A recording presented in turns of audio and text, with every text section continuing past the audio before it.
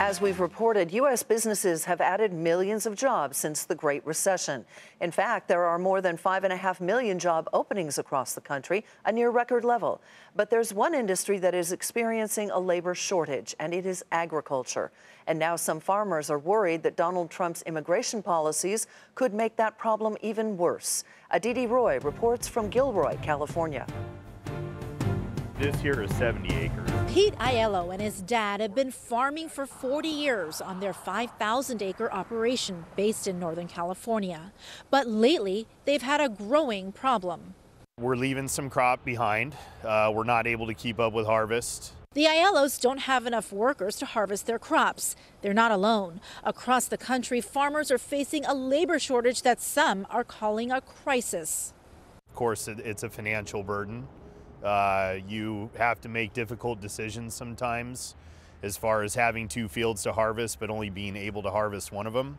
Partnership for a New American Economy, a bipartisan immigration reform group, reports between 2002 and 2014, the number of full-time agricultural workers has dropped by 146,000 people, resulting in a loss of about $3 billion in crop production. And the American Farm Bureau Federation has come out with videos showing farmers forced to destroy crops or let them rot in the fields because they simply don't have enough workers to pick them. Last year I had to do something I'd never done before. Destroy 10 acres of good squash. And now some farmers are worried the problem will get even worse if Donald Trump makes good on his campaign promise to deport undocumented workers. We are going to triple the number of ICE deportation officers. More than half of the country's agricultural workers are undocumented, according to the USDA.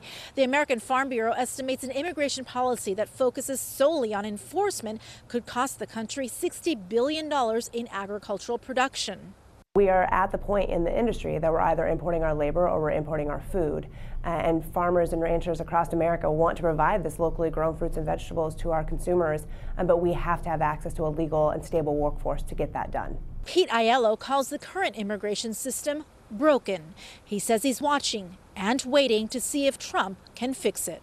We need to come up with a system that works first and then secure borders.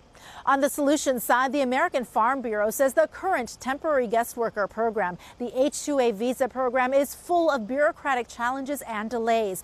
The group believes any effective immigration policy needs to reform that system. For Nightly Business Report, I'm Aditi Roy, Gilroy, California.